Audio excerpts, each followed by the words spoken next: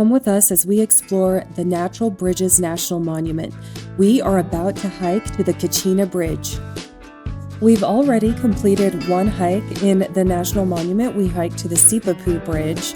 It was incredible, so we're really excited for the Kachina Bridge. Kachina Bridge is special because it features petroglyphs. The day is heating up, so we made sure to refill our camelbacks before we headed down the trail.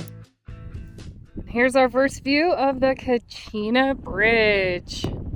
If you aren't paying attention when you're heading down the trail, you would miss it. You wouldn't notice it. Ooh, look!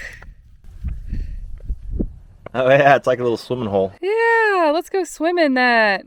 Nice still water sitting in the sun. Yeah.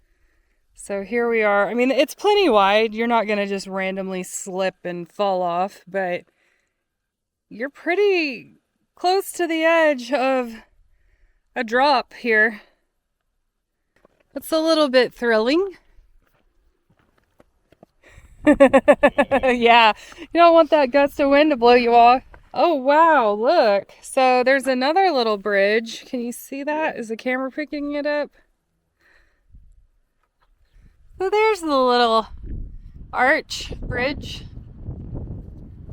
And I really like that along the hike you can see the bridge the whole way. So you really get to see it from different angles and perspectives to get a full appreciation of what you're putting in all this effort to see. And the color variations are just a thing of wonder. The pink rock contrasted with the black is just exceptional. We've moved out onto a huge slab of Slickrock, and it's just really, really fascinating. And I appreciate that it is marked by some cairns. And then this is where we're heading, which from this angle looks like we're just heading off into an abyss. However, I'm sure as we get closer, it won't be as daunting as somebody's actually drawn an arrow. So this is a ladder made of logs rather than metal like the Sipapu Bridge trail had. And I really like too, I appreciate that they've carved little foot crevices. All right, we've come down off the slab and now we're into the river bottom. And it's like a whole other place. You've got trees and shade. There's a tadpole swimming in there. Oh, there's lots of, go catch me one. And here we are under the Kachina Natural Bridge. It's the scale of this that really kind of is awe-inspiring because it's absolutely huge. You can definitely hear an echo. And so once again for us, we're here in the morning, and so we don't have that direct noon sun overhead. So being able to look up and not be blinded. There's the sun right there. Chad spotted the petroglyph. There's a sheep. It's pretty high up. I mean, how high up would you say that is, Chad? 35 feet up above from where I'm standing. So there's you could stand on that, but that would still be exceptionally high.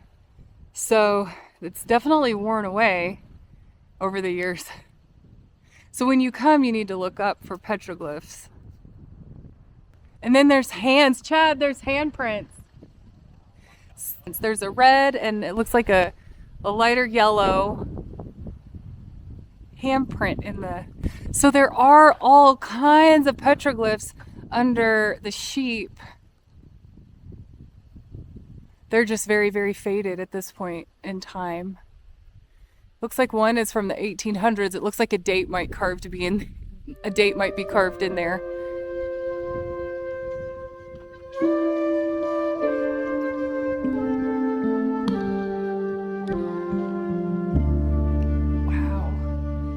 There's hands all under the sheep. So the more I'm looking at it, there's lots of little yellow hands under, is it a sheep or a goat? So they say the Spanish introduced sheep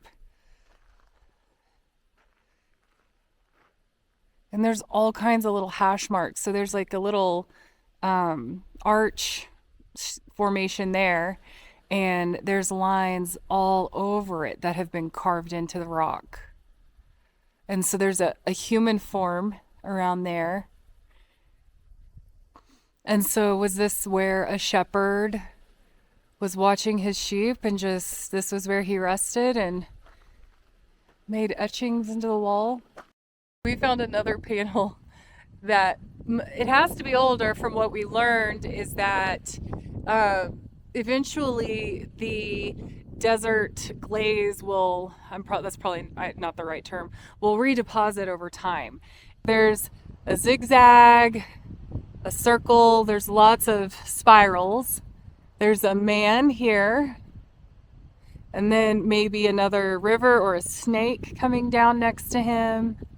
And then just directly below that is another panel with a man form, a huge zigzag. Maybe it's a map here of the river and where they are. And then if you look down, there's another sun. And the spirals are the, where's the spiral? Right there. The spirals are the most interesting. And these are high up. These are high off the ground.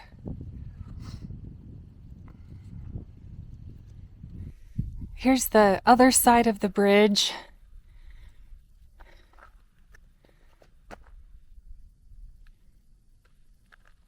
What do you think of the Kachina land bridge? It's neat. I like how it's a little more open than the other one. The petroglyphs make this one special. So the other one had a pueblo, and this one has petroglyphs. It's neat. It's looking straight up at it.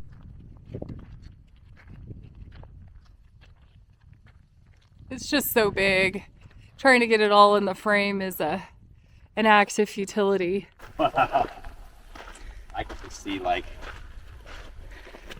probably some singing and dancing happen here. That sounds really good. So this one in particular is not one that you want to just hike, okay, I've seen it, and then turn around and go back. There are a lot of different things that you can explore and see and appreciate being down in this riverbed underneath this beautiful natural bridge, because it's going to give you shade.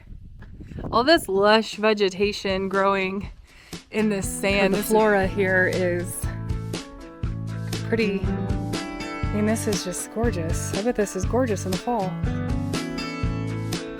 Comment and tell us what you thought of the Kachina Bridge. There is no other place on earth quite like this mesmerizing natural bridge. The next stop on our tour of Natural Bridges National Monument is going to be the Owachomo Bridge. It's actually the oldest of the 3 natural bridges. I can't wait to share it with you. Thank you so much for watching. Bye!